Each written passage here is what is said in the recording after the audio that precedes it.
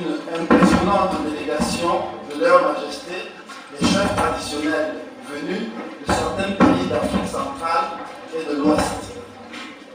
Ces gardiens de la tradition qui nous rendent visite aujourd'hui, il faut le mentionner, sont en séminaire depuis le début de la semaine à Bafoussam et ont souhaité avoir des échanges avec la communauté universitaire des montagnes et particulièrement les étudiants. Les étudiants sur qui repose un certain espoir de les voir être des continuateurs de nos traditions. Il y aura une présentation de l'Institut d'études africaines des sciences sociales et de management par le professeur Tombo, le directeur de cet institut. En troisième lieu, il y aura une intervention, n'est-ce pas, d'un représentant de nos hôtes. Et à ce moment, nous allons donner la parole à la secrétaire exécutive de Esperanza CAR. Et ce sera suivi des échanges, n'est-ce pas, avec les étudiants. Et nous allons terminer notre matinée par une photo de famille à l'esplanade, n'est-ce pas, de ce campus. Voilà donc, mesdames, messieurs, le programme du jour. Je voudrais à présent inviter le professeur Lazare Kaptu, président universitaire de Montréal. Comme on vient de vous le dire, une bonne délégation des rois africains sont à Bafoussam depuis le 21 dernier et on va faire une brève présentation. Le roi de Longo, il est là avec son toute la délégation.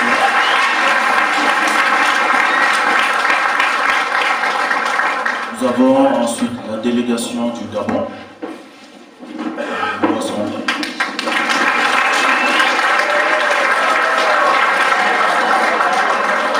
avons la délégation du Bénin.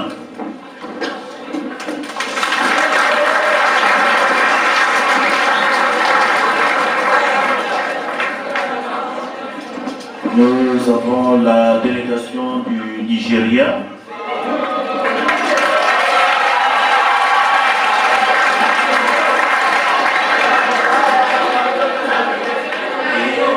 Délégation du Cameroun.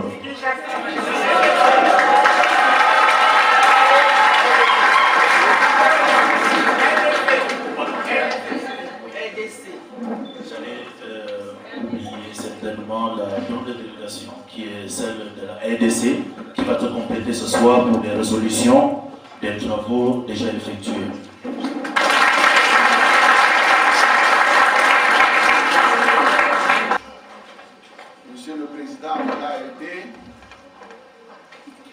Distingués invités, mesdames et messieurs, c'est pour moi un grand honneur de prendre la parole pour souhaiter à cette importante délégation une chaleureuse et cordiale bienvenue à l'Université des montagnes, sur cette montagne du savoir de Bané-Kané.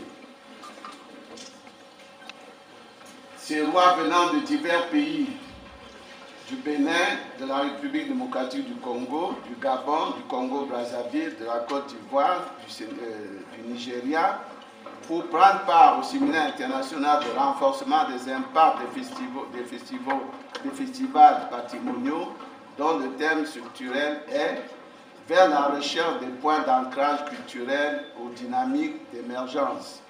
Les festivals patrimoniaux au carrefour du développement local et de la quête d'une paix durable en Afrique. Vous êtes donné rendez-vous ici ce matin pour échanger avec les étudiants de l'Université de Montagne. Je voudrais très humblement vous en remercier très sincèrement. Leur Majesté, distingués invités, c'est avec une grande fierté, un grand plaisir que l'Université de Montagne vous accueille ce matin. Bien plus, la pose de la première pierre de la construction de l'Université de Montagne c'est fait par les chefs traditionnels de l'Ouest. Vous, aujourd'hui, les chefs traditionnels des pays frères amis de la région d'Afrique du Centre, de l'Ouest et de l'Est, êtes venus apporter vous aussi votre onction, votre bénédiction à cette institution. Quelle grâce, quelle merveille Quelle chance pour l'Université des montagnes. C'est la première fois que nous recevons autant de têtes couronnées dans cette institution. Je crois que c'est un honneur qui mérite d'être.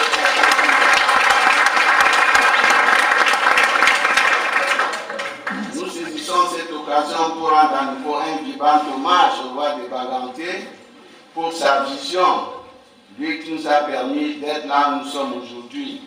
Et aussi rendre un vivant hommage aux autres chefs traditionnels de l'Ouest qui ont toujours œuvré pour la promotion de l'éducation et pour la valorisation du patrimoine traditionnel dans leurs aires géographiques. L'institution qui vous accueille ce matin. En effet, l'Université des montagnes qui a l'honneur de vous accueillir ce jour est une œuvre de la société civile camerounaise créée en 2000 par l'Association pour l'éducation et le développement, association laïque, apolitique et à but non lucratif. Elle visait à apporter son appui au devoir régalien de l'État qui est la formation de la jeunesse, à limiter l'exode massif des jeunes Camerounais vers l'extérieur, à proposer une réponse aux besoins de l'homme, notamment dans les sciences de la santé où à l'époque il y avait une seule faculté de médecine qui formait moins de 50 médecins par an. Les filières comme la pharmacie, la chirurgie dentaire, la médecine vétérinaire n'étaient pas dispensées au Cameroun. Et dans le domaine de la technologie, nous voulions ouvrir nos portes aux jeunes pour les former dans des disciplines où l'employabilité était très élevée pour ne pas former de chômeurs. Et en sciences sociales et humaines, au fait d'ancrage culturel et socio-environnemental. Nous serons également fiers d'accueillir tous les ans du continent des enfants désireux de poursuivre leurs études supérieures à Baganté dans le domaine que je viens de mentionner, à savoir la médecine, la pharmacie, la chirurgie dentaire, la médecine vétérinaire. En technologie, vous avez des MIAP, c'est-à-dire mathématiques, informatique appliquée à la finance, des énergies renouvelables, le génie biomédique, le génie mécanique, le génie civil, l'instrumentation et maintenant biomédicale, et j'en passe. Au regard de ce que nous avons vu et entendu, fort de ce que vous avez montré et démontré depuis le 20 juin 2016, date de votre arrivée dans le Grand Sud, nous sommes fiers du rôle prépondérant que vous affermissez de plus en plus comme garant du devenir de nos peuples en perdition du fait du développement effréné de la science. Leur Majesté, distingués invités, je voudrais pour terminer vous dire à nouveau toute la fierté et le grand bonheur que nous ressentons aujourd'hui en ces lieux alors du démarrage effectif de notre filière Institut des études africaines, des sciences sociales et du management, par son option protection, valorisation et promotion du patrimoine culturel. Nous considérons cette coïncidence comme une bénédiction de votre part et nous nous inclinons devant vous. Vous êtes des interlocuteurs de choix pour la formation qui sera dispensée dans cette nouvelle filière. D'avance, je voudrais pouvoir compter sur vous pour vous y envoyer vos soins.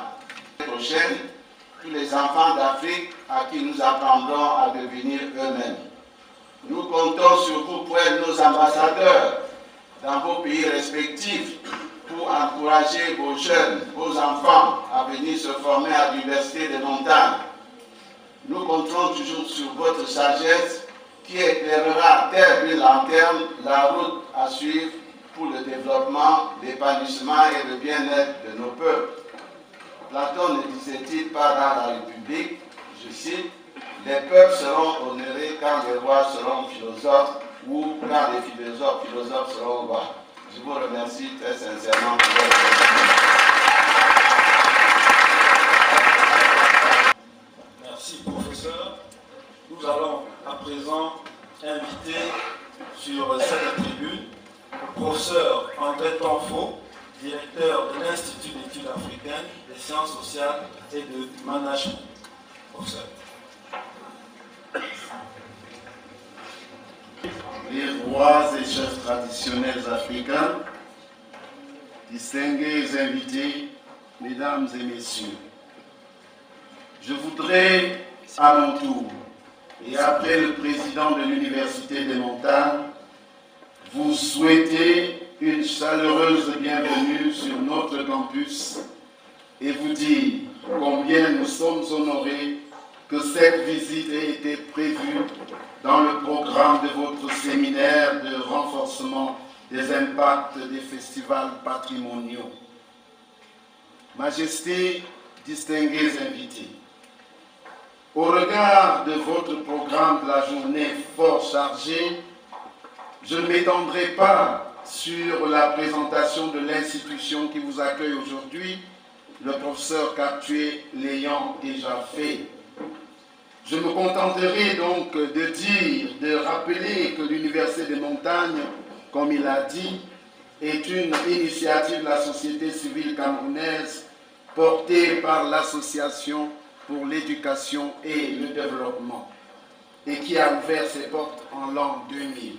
Diplômé de cette institution, quelle que soit sa filière de formation, de s'initier à l'un ou l'autre aspect de la culture africaine, de s'enraciner un tant soit peu dans l'environnement de sa formation.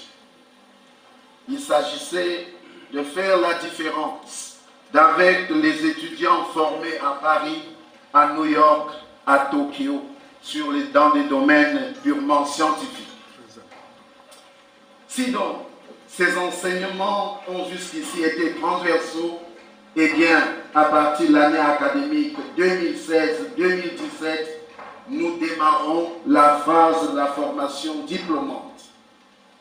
Il s'agira de former des spécialistes en études africaines, c'est-à-dire des personnes véritablement outillées pour s'en occuper, tous aspects confondus. Et il se trouve que nous démarrons cette phase diplômante par une licence professionnelle en protection, valorisation et promotion du patrimoine culturel et naturel.